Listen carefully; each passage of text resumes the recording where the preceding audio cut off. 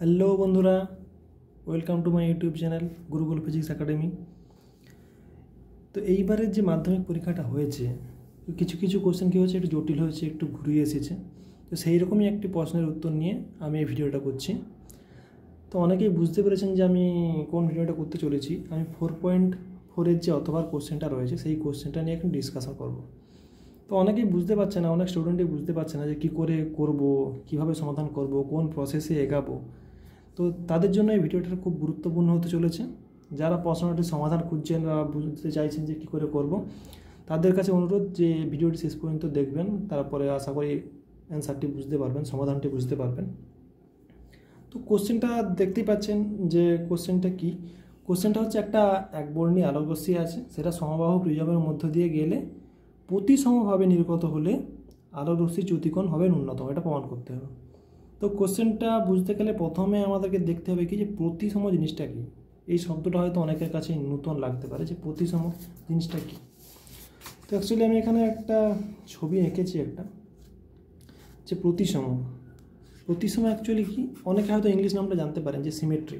তো সিমেট্রি কী সেটা বোঝার জন্য আমি জাস্ট এর পাশে দুটো ছবি এঁকেছি, এ অ্যান্ড বি। তো দুটোই গাছ এঁকেছি আমি অ্যাকচুয়ালি। তো সিমেট্রি হচ্ছে আমি যদি কোনো রকমভাবে একে ট্রান্সফর্ম করে দিই, তো কী হচ্ছে, সেটা রিফ্লেকশন প্রতিফলন হতে পারে বা অন্য কিছু হতে পারে বা ঘুরিয়ে দিতে পারে। তাহলে কী হবে, ঘোরানোর পরেও জিনিসটা একই রকম দেখতে লাগবে। যদি আমি এই গাছটা ধরি, এখানে যদি আমি মিডল বরাবর একটা কোনো সেপারেট করে দিই বা মিরর রেখে দিই এবং এটার যদি রিফ্লেকশন দেখি, তাহলে দেখতে পাবো যে ঠিক এরকমই রিফ্লেকশনটা হচ্ছে। তো এটা কি যে সিমেট্রিক্যাল, এটা হচ্ছে প্রতিসম।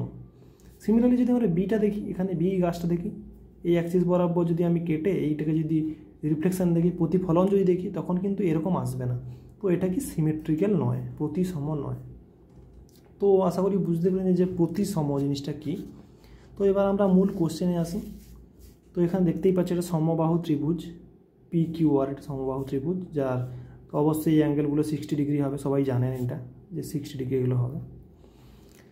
তো যদি আমরা কোশ্চেনের যে অ্যান্সারটা যদি আমরা করতে চাই, সেটা কি দেখাতে হবে, কি তাহলে দেখাতে হবে যে এই প্রতিসম থেকে যে অ্যাঙ্গেলগুলো আসবে, অর্থাৎ কি আপাতন কোণ আর এখানে যে নির্গমন কোণটা, এইগুলো যে আসবে তার যে রিলেশনটা হবে, তার যে সম্পর্কটা হবে, তার সেখানে কী হবে, ডেল্টা যে মিনিমাম ন্যূনতম চ্যুতিকোণের সম্পর্কের সঙ্গে সমান হবে।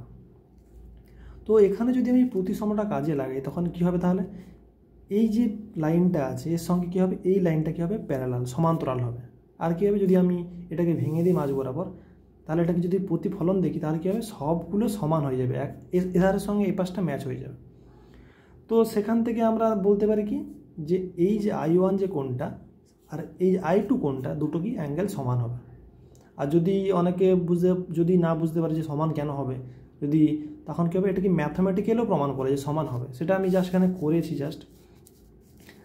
যে এখানে কি হচ্ছে, যে PXT যে কোণটা, অর্থাৎ এই যে লম্ব যে কোণটা আছে, এটা কী হবে 90 ডিগ্রি। আমরা সবাই জানি এটা 90 ডিগ্রি, পুরোটা এটা 90 ডিগ্রি। সিমিলারলি এটাও 90 ডিগ্রি। এটা তো জাস্ট এই লম্ব কোণটা 90 ডিগ্রি, সেটা আমি লিখেছি জাস্ট এটা, যে এগুলো সব 90 ডিগ্রি হয়।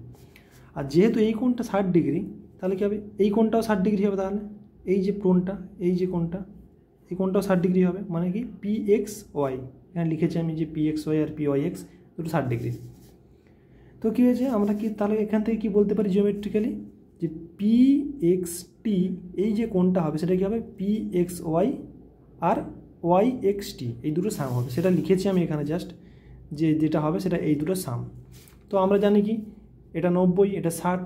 তো সেখান থেকে আমরা পাবো কি TXY, যেটা মানে এইখানে যে TXY এটা তাহলে কি R1, এটাই তো প্রথম তলে নির্গমন কোণ, সেটাই R1। তো সেটা কত বেরোলো, 30 ডিগ্রি। সিমিলারলি আমরা কি করব, এখানে R2টা বার করবো, সিমিলার প্রসেস। R2টা হবে কত, 30 ডিগ্রি। তো আমরা কি জানি, স্নেলের সূত্র অনুযায়ী mu equal to sin I1 by sin R1 equal to কী হবে, sin I2 by sin R2। তো R1 আর R2 যদি সমান হয়, I1 ও I2 সমান হবে। তো সেখান থেকে আমরা পেয়েছি কি I1 আর I2 সমান।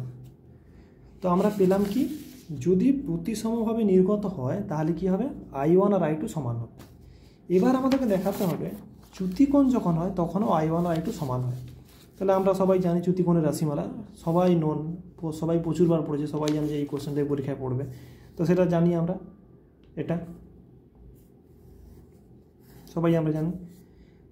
i1 প্লাস যে i2 আছে এই টার্মটাকে আমরা এরকমভাবে লিখতে পারি, root over of i1 minus root over of i2 তার whole square plus 2 root over i1 root over i2 minus a যেমন ছিল তেমন থাকবে i মাইনাস এ। তো এটা actually a minus b whole square plus 2ab সূত্র যেটা ছিল। আচ্ছা, তো এটা আমরা পেলাম যে উপরের ফর্মুলাটাকে যা সেভাবে লেখা যায়। এবারে এ তো একটা কনস্ট্যান্ট, যেটা হচ্ছে প্রতিসারক কোণে এটা কনস্ট্যান্ট, এর উপর ডিপেন্ড করে না, এ সবসময় কনস্ট্যান্ট। তাহলে delta equal to delta minimum, ন্যূনতম চ্যুতিকোণ হতে হলে কী লাগবে? তাহলে এই যে টার্মটা আছে এর আগের যে টার্মটা, এটাকে তাহলে কত হবে? ন্যূনতম হতে হবে, তাহলেই delta equal to delta minimum হবে। তো আমরা কী করেছি, এই টার্মটাকে ন্যূনতম হতে হবে। তো এই টার্মটা যেটা একটা পজিটিভ টার্ম, যেখানে কোনো মাইনাস প্লাস কিছু নেই, পজিটিভ টার্ম, সেই জন্য ন্যূনতম হওয়ার জন্য কী করতে হবে? তাহলে এই যে স্কোয়ার রুটের টার্মটা এটাকে ন্যূনতম হতে হবে। তাহলে ন্যূনতম কি কত হবে? তাহলে 0 হবে, কারণ এখানে যাই হোক তার স্কোয়ার আছে, মাইনাস হোক আর প্লাস হোক তার স্কোয়ার হলে সবসময় পজিটিভ হবে। তাহলে ন্যূনতম কত হবে? 0। সেই জন্য কী করেছি আমরা, root over i1 minus root over i2কে 0 করেছি। তো এটা আমরা লিখতে পারি কি তাহলে, i1 ইকুয়াল টু i2। এবার যদি আমরা উভয় পক্ষে বর্গ করি তখন কত হবে? উভয় পক্ষে যদি বর্গ করি তখন কত হবে? i1 equal to i2। তাহলে আমরা দেখলাম কি, ন্যূনতম চ্যুতিকোণের শর্ত কি, i1 ইকুয়াল টু i2 হতে হবে, তাহলে ন্যূনতম চ্যুতিকোণ হবে। আর এখানে আমি দেখতে পেলাম কি, যে প্রতিসমভাবে নির্গত হলে তখন কি হয়, i1 ইকুয়াল টু i2ই হয়, i1 ইকুয়াল টু i2ই হয়। তাহলে আমরা এখানে কি বলতে পারি? তাহলে আমরা যে প্রশ্ন ছিল যেটা, যে সমবাহু প্রিজমের মধ্য দিয়ে প্রতিসমভাবে নির্গত হয়ে আলোচ্য চ্যুতিকোণ নির্ণয় হবে, তাহলে আমরা প্রমাণ পেয়ে গেছি যেখানে i1 ইকুয়াল টু i2 হয়। আর ন্যূনতম চ্যুতিকোণ হতে গেলে কী হতে হবে? i1 ইকুয়াল টু i2 হতে হবে, তাহলে প্রমাণিত। তো সবাই আশা করি যারা ভিডিওটা দেখেছে তারা হয়তো বুঝতে পেরেছে। যদি তাও কোনো জায়গায় ডাউট বা সন্দেহ থাকে তো আমার কমেন্ট করতে পারো, সেখানে আমি অ্যান্সার দেবো অবশ্যই। তো যারা ভিডিওটি শেষ পর্যন্ত দেখেছেন তারা আশা করি সমাধানটি বুঝতে পেরেছেন। যদি ভিডিওটি ভালো লেগে থাকে বা এরকম আরও ভিডিও জানতে চান, কোনো কোশ্চেনের অ্যান্সার বা কিছু ধরনের ভিডিও, তাহলে আমাকে কমেন্ট করতে পারো। আর যদি ভিডিওটি ভালো লেগে থাকে তাহলে অবশ্যই লাইক অ্যান্ড সাবস্ক্রাইব করুন। Thank you.